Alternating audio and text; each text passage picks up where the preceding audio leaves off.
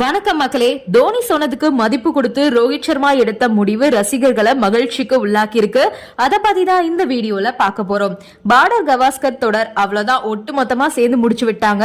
பும்ரா சிறப்பா கேப்டன்சி பண்ணாரு. நல்ல கேப்டன்சி பண்ணா நம்ம தல தோனி விட்டு கொடுத்து போயிடுவாரு. உதாரணத்துக்கு ருத்ராஜ் கேக்வாட், விராட் கோலி, அனில் கும்ளே இந்த 3 பேருக்குமே நல்ல ஃபார்ம்ல இருக்கும் போதே ஒரு சீரீஸ் சரி வரல அப்படின்னு அப்படியே ஷிஃப்ட் பண்ணிட்டாரு கேப்டன்சிய. ஆனா அந்த மாதிரி ஒரு முடிவை ரோஹித் எடுக்க தவறிட்டாரு அப்படின்னு தான் சொல்லணும். ரோஹித் சர்மாக்கும் சரி விராட் கோலிக்கும் சரி 2 பேருக்குமே அந்த மனசு வரல அப்படின்னு தான் சொல்லணும். ஆனா ரோஹித் சர்மா இப்ப வர கேப்டன்சிய கைவிடுற முடிவுல இல்ல அப்படின்றது நல்லாவே தெரியுது. பேட்டிங்லயும் சரி கேப்டன்சிலயும் சரி சொதப்பலாதான் ரோஹித் சர்மா பெர்ஃபார்மன்ஸ் பண்ணியிருந்தாரு. கேப்டன்சில சொதப்பி பேட்டிங்ல நல்லா பெர்ஃபார்மன்ஸ் கொடுத்திருந்தாலோ இல்ல பேட்டிங்ல சொதப்பினாலோ கேப்டன்சில நல்லா பண்ணிருந்தாலும் ஒரு மாதிரி ரோஹித் மேல விமர்சனம் இவ்வளவு தூரம் வந்திருக்காது. சரி, இவர் தான் சரியா பெர்ஃபார்மன்ஸ் பண்ணல, அட்லீஸ்ட் நல்லா கேப்டன்சி பண்ண பும்ராவையாவது கேப்டன்சி பண்ண விட்டுருக்கலாம். ஆனா இந்த இடத்துல ரோஹித்தோட சுயநலமான முடிவு பார்டர் கவாஸ்கர் தொடர ஆஸ்திரேலியா கிட்ட இலக்க வச்சது. வேர்ல்டு டெஸ்ட் சாம்பியன்ஷிப் ஃபைனல்ஸ்க்கு போக முடியாம பண்ணிருச்சு. இப்படி ரொம்ப ரொம்ப பெரிய தப்ப ரோஹித் சர்மா பண்ணாரு. கேப்டன் அப்படின்னா இளம் பிளேயர்களை உருவாக்கணும். அப்படி பண்றவங்க தான் உண்மையான கேப்டனா, சிறந்த கேப்டனா இருக்க முடியும். இதை தோனி பண்ணதுனாலதான் நம்மளால வேர்ல்டு கப்பை வாங்க முடிஞ்சது. 3 ICC டிராபியை இந்தியாவுக்காக தோனி வாங்கி கொடுத்திருக்காரு. இப்போ தோனியே ரோஹித் சர்மா கிட்ட என்ன பேசிருக்காரு அப்படின்னா, பார்டர் கவாஸ்கர் தொடர்ல உங்களோட நகர்வு சரியில்லை, கொஞ்சம் சிந்திச்சு செயல்பட்டு இருக்கலாம் அப்படின்ற மாதிரி தோனி பேசிருக்காரு. ஏன்னா ரோஹித் சர்மாக்கு ரீப்ளேஸ்மெண்டா அபிமன்யு ஈஸ்வரன் இருக்காரு.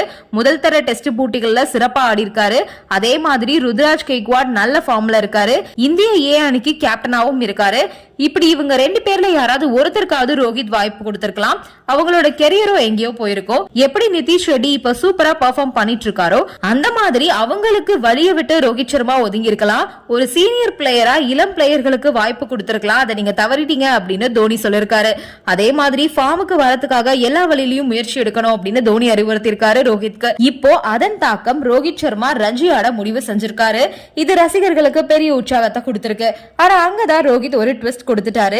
ஏன்னா முதல் நாள் வந்தவர் அடுத்த நாள் வரல. என்னடா இது, இவர் வருவாரா மாட்டாரா அப்படின்னு எல்லாரும் எதிர்பார்த்து காத்துட்டு இருந்திருக்காங்க.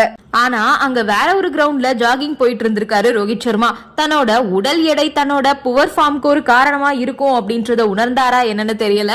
இப்போ ஃபிட்னஸ்லயும் கான்சன்ட்ரேட் பண்ண ஸ்டார்ட் பண்ணிட்டாரு ரோஹித் சர்மா. ஆனா இவர் இப்படி திடீர்னு போனதால BCCA ரோஹித் மேல கடுப்பாயிட்டாங்களாம். ஆடுறதா இருந்தா ஒழுங்கா ஆடுங்க, ஏன் இப்படி இங்க ஒண்ணு அங்க ஒண்ணுன்னு பண்ணிட்டு இருக்கீங்கன்னு BCCA தரப்பு கேள்வியை முன்வைக்க இதனால ரோஹித் சர்மா கடுப்பாயிட்டாரு. மொத்தத்துல எல்லாருமே இப்ப கடுப்புல தான் சுத்திட்டு இருக்காங்க. அதுலயும் ரோஹித் சர்மா உச்சகட்ட கடுப்புல இருக்கிறதா சொல்லப்படுது. ஏன்னா தேர்வு குழு ரோஹித் சர்மா கிட்ட நீங்க ஓடிஐ மட்டும் பாருங்க, டெஸ்ட்ல இருந்து விலகிடுங்க அப்படின்னு சொல்ல போக அதுல கடுப்பான ரோஹித் சர்மா இப்ப தன்னோட ஃபார்மை நிரூபிக்க ரஞ்சி ஆட வந்திருக்காரு. ரோஹித் சர்மா கடைசியா 2015 ரஞ்சி ஆடினாரு அப்படின்றது குறிப்பிடத்தக்கது. நன்றி, வணக்கம்.